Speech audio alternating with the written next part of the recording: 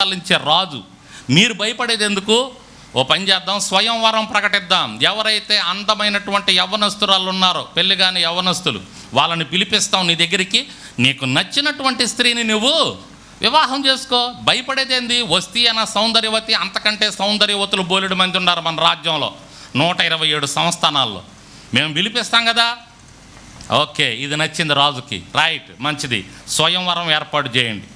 మొత్తానికి తండోర మోగింది, తాకీదులు వెళ్ళిపోయినాయి. మొత్తానికి యవ్వనస్తులుగా ఉన్నటువంటి ఆ అమ్మాయిలందరినీ రాజు ముందుకు తీసుకొని వచ్చారు. అంటే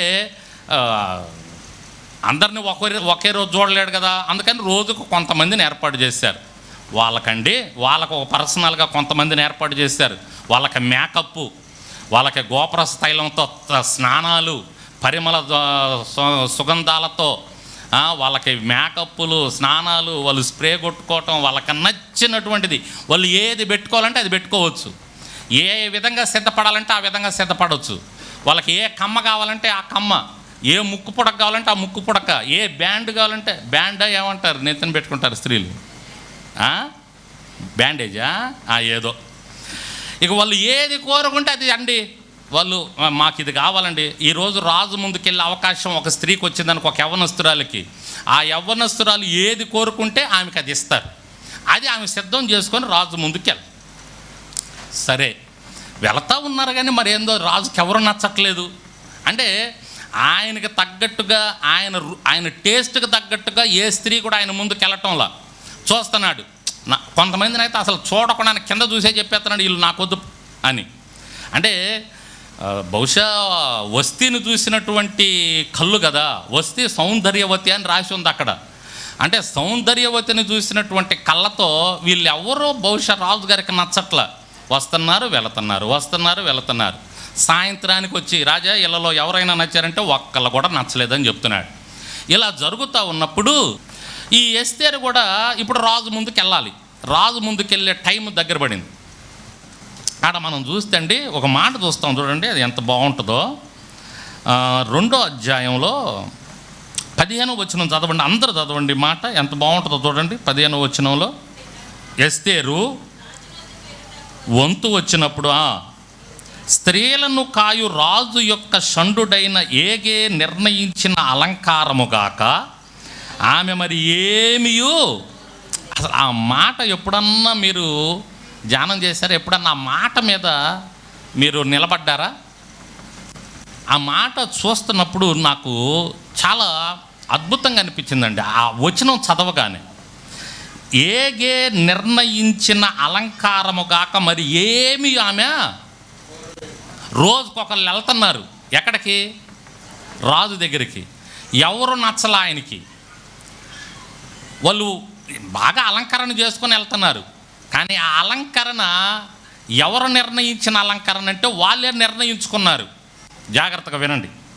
ఇప్పుడు నాకు పసుపు కలర్ అంటే ఇష్టం, నాకు పసుపు కలర్ చీర అని అడిగి తీసుకొని పసుపు కలర్ చీర కట్టుకొని, లేదా పసుపు కలర్ వస్త్రం వేసుకొని రాజు ముందుకు వెళ్ళాను. ఇప్పుడు రాజుకి ఇష్టం ఏంటి? పసుపు కలరా? పసుపు కలర్ ఎవరికి ఇష్టం? నాకు ఇష్టం. రాజుకి ఏది ఇష్టమో అది తీసుకొని వెళ్తే, అది కట్టుకొని వెళ్తే రాజు సంతోషపడతాడు, ఓకే అంటాడు. కానీ ఈమె లేకపోతే ఈ స్త్రీలు వారికి నచ్చిన అలంకరణలు వెళ్తున్నారు రాజు దగ్గరికి. రాజుగారికి నచ్చట్లా. అర్థమవుతుందండి? రాజుకి చైన్ అంటే ఇష్టం అనుకోండి, ఓ చైన్ అంటే ఇష్టం. ఆ చైను రాజుగారికి ఒక విధానంలో నచ్చిద్ది. వీళ్ళేమో ఇంత లావు చైన్లు వేసుకొని వెళ్తున్నారు, అది రాజుగారికి నచ్చట్లా. రాజుగారికి ఒక విధానంలో ఉండే చైన్ అంటేనే ఇష్టం. ఆ చైన్ ఎవరన్నా వేసుకొస్తారేమోనని చూస్తున్నాడు, కానీ ఒక్కళ్ళు వేసుకురాట్లా. రాజుగారికి ఏమో నచ్చట్లా. ఒక ఆమె వంకర టెంకర చైన్ వేసుకొస్తుంది, ఒక ఆమె ఇంత లావుని వేసుకొస్తుంది, ఒక ఆమెకి ఇష్టమైనటువంటి డిజైన్లో వేసుకొని వస్తుంది. రాజుకి నచ్చట్లా. అంటే మీకు అర్థం కావటానికి చెప్తున్న ఈ ఉదాహరణ, అక్కడ ఉన్నటువంటి ఆ మాటను బట్టి వాళ్ళ ఇష్టమైన అలంకరణలతో వెళుతున్నారు రాజు దగ్గరికి. రాజుగారికి నచ్చట్లా. రోజు వెళ్తున్నారు వస్తున్నారు, రాజుగారికి నచ్చటం లేదు. ఎస్తేరు ఒక ఆలోచన చేసింది, ఇదేంది ఇది, అందరూ వెళ్తున్నారు, నచ్చట్లేదు. ఇంత మంచి మంచి వాళ్ళు వెళ్తే నచ్చకపోతే ఇక నేను వెళ్తే ఏం నచ్చుతాను? కాదు, ఇక్కడ ఏదో ఒక తెరకాసు ఉంది. ఏమండి, మనం దేవునికి నచ్చాలంటే కొంచెం తెలివి ఉపయోగించాలా, కొంచెం జ్ఞానం ఉపయోగించాలా, కొంచెం వివేకం ఉపయోగించాలా. అర్థమవుతుందా? స్తోత్రం చెప్పండి. నా దేవునికి ఏది ఇష్టమో అది నేను చెయ్యాలా. నా నా నా దేవునికి ఏది ఇష్టమో, నేను ఏ విధంగా ఉంటే నా దేవుడు నన్ను ఇష్టపడతాడో ఆ ప్రకారం మనం దేవుని దగ్గరికి వెళ్తే అప్పుడు దేవుడు మనల్ని అంగీకరిస్తాడు. దేవునికి స్తోత్రం. అతని దగ్గరికి వెళ్ళింది, షండుడైన హేగే దగ్గరికి వెళ్ళి, అయ్యా నాకు ఒక చిన్న పని చేసి పెడతావా అని అడిగింది.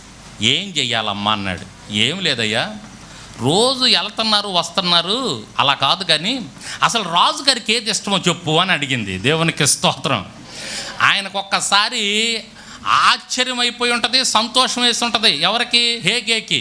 ఇంతవరకు ఒక్క ఆడమనిషి అన్న ఇలా అడిగిద్దాం అనుకుంటే అడగలేదమ్మా నన్ను.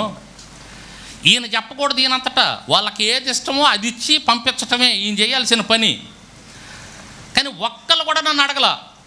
ఈరోజు నువ్వు అడిగావమ్మా, శబాష్, నువ్వు తెలివైన దానివంటే. వాళ్ళందరూ మొద్దులు అయ్యి, అందుకే రాజుగారికి నచ్చలా. అవన్నీ మొద్దులు. ఏదో వాళ్ళకి నచ్చిన చీర కట్టకెళ్తున్నారు, నచ్చిన చైన్ వేసుకెళ్తున్నారు, నచ్చిన గాజు పెట్టకెళ్తున్నారు, నచ్చిన అలంకరణ చేసుకుని వెళ్తున్నారు. కానీ అసలు రాజుగారికి ఏది ఇష్టం అనేది తెలియకపోయా ఆ మొద్దులకి. నీకు అర్థమైందమ్మా ఎస్తేరు, వెరీ గుడ్ అమ్మా. రాజుగారికి ఇది ఇలా ఉంటే ఇష్టం, రాజుగారికి ఈ చైన్ వేసుకుంటే ఇష్టం.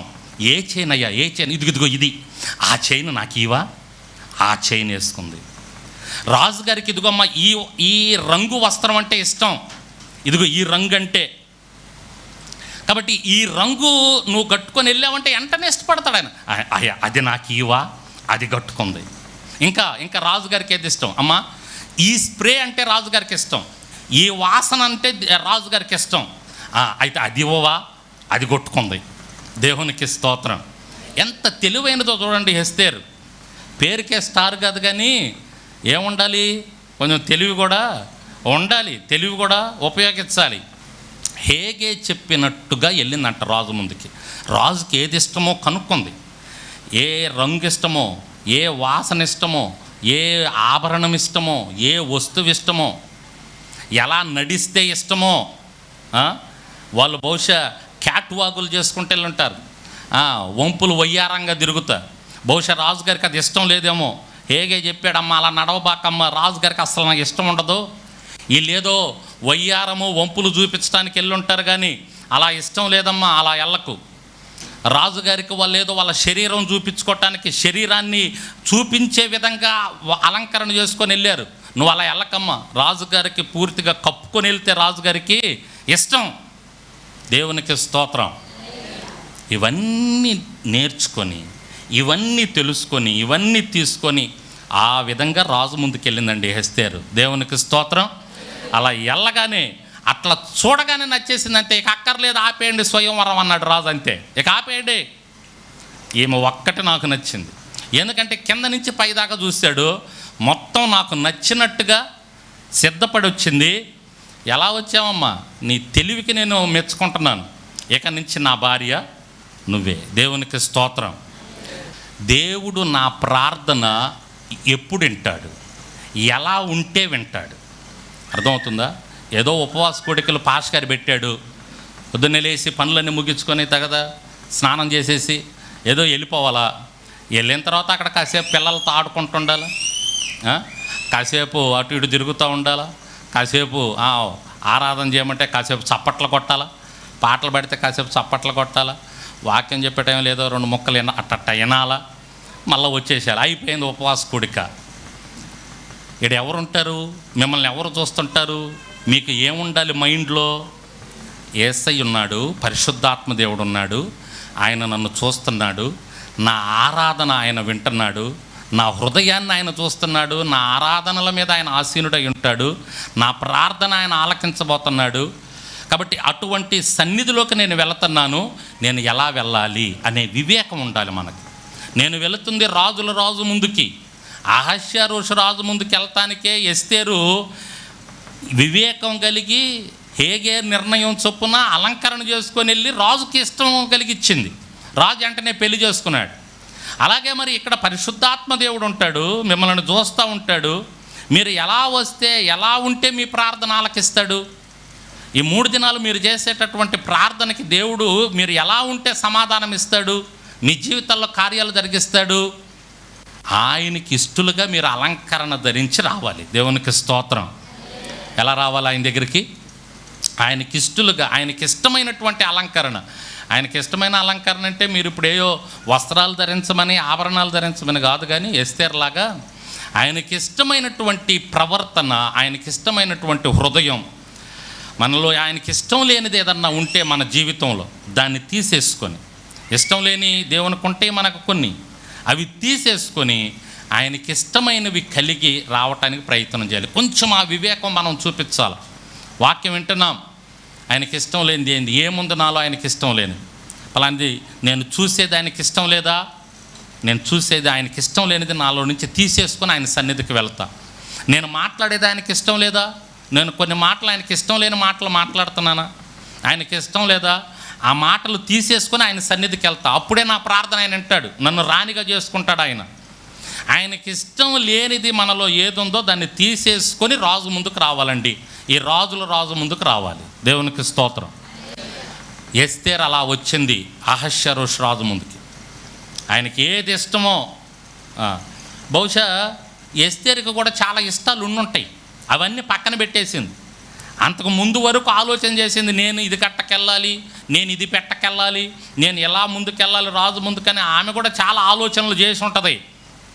చివరికి వాటన్నిటిని పక్కన పెట్టింది. రాజు దయ పొందాలంటే నా ఇష్టం కాదు, రాజు దయ పొందాలంటే నా ఆలోచన కాదు, దేవునికి ఆయనకి ఇష్టమైనవి నేను ధరించుకొని వెళ్ళాలి. దేవునికి స్తోత్రం. అలా వచ్చింది రాజు ముందుకి.